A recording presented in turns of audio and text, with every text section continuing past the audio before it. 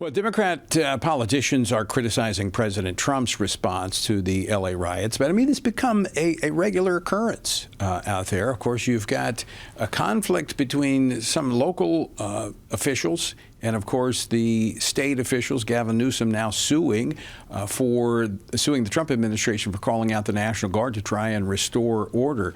Here to discuss this, Josiah O'Neil, former Los Angeles deputy sheriff and former federal agent. He is the founder and CEO of O'Neil Security Group. Josiah, welcome back to Washington Watch. Hi, Tony. Thanks for having me on again. So your sense of what's happening out there, is this, are we going to see more of this, or is it over after this weekend?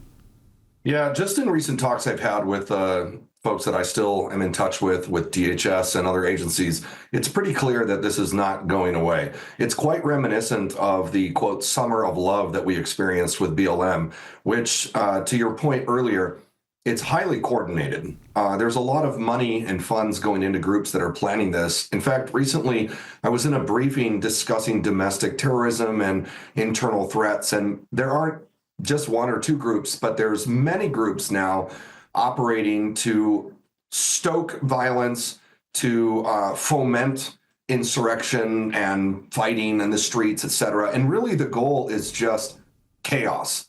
That's their purpose. That's what they exist for. And it's not too hard to find. A simple Google search will show you groups like Antifa and others that Anthony just mentioned a second ago that will pay people to go out and protest. And it's all coordinated. They have instructions on what to do and how to do it, et cetera, all at the expense of the taxpayer. And Los Angeles is burning. It's out of control. Is there a conflict in some cases, between local law enforcement and the calls made by the state leaders like the governor? Oh, absolutely. I mean, if you'd like a voice to represent them, I'll tell you now that at the political level, that's where the conflict exists. LA is a great example. Karen Bass, who shirks her responsibilities during these huge wildfires, and now is actually encouraging violence by calling law enforcement domestic terrorists. Of course, your on the ground LAPD guy does not agree with that. But it's amazing how fast the tables turn. In fact, on day one of the riots, LA police chief says, "We don't need any help. We have it under control," if they would have just asked. And then within 24 hours, this is as of last night, he goes on Fox News and says, "My officers are completely overwhelmed," and I quote, "he's disgusted by the level of violence that he's seen." So this is escalating very quickly at the expense of your guys, men and women on the street who are just trying to protect people out there. So was it the right call from the Trump administration to call out the National Guard?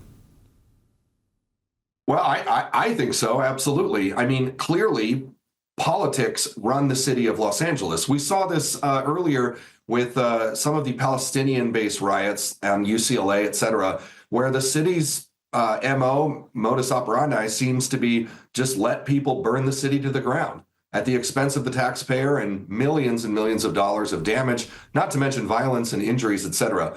So I think this administration, to put it simply, is not playing around. They will not tolerate this. And it really comes down to definitions.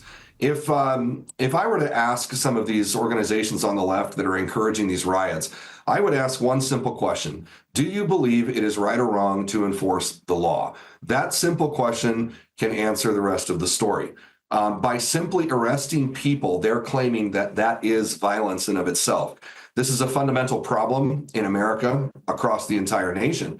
But if the answer to every time we arrest someone for committing a crime is to burn your city to the ground, then we're obviously going to need some outside help to get this solved. I mean, I would think that the Trump administration is making this decision informed from what they experienced going back to George Floyd and what happened when, the country was stormed by these, Marxists who just wanted to burn cities down.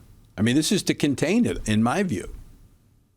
Absolutely. And they're not really hiding it. If you listen to Karen Bass and Newsom, their statements are extremely inflammatory. Newsom is saying that this is a dangerous federal overreach and unlawful act that politicizes the Guard. You have Karen Bass, as I mentioned, calling law enforcement officers domestic terrorists. So Of course, we have history to look at, recent history. In fact, I personally have been a part of some of this extreme left-wing violence.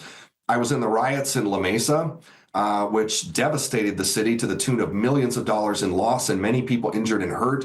And of course, BLM riots and that movement during the Summer of Love cost the United States hundreds of millions of dollars. Think of places like Seattle and Portland and others across the nation. This administration made a promise to the American people, and they're really just carrying out the mandate they've been given. This is what America wanted. They were tired of left-wing chaos, emotionalism, the hype that causes violence and destruction, and he is just delivering on what he promised. Yeah, Americans are tired of the lawlessness. And, we see it on display out in California all the time, and the result is cities that burn. Josiah, always great to see you. Thanks so much for joining us today. Thanks again, Tony.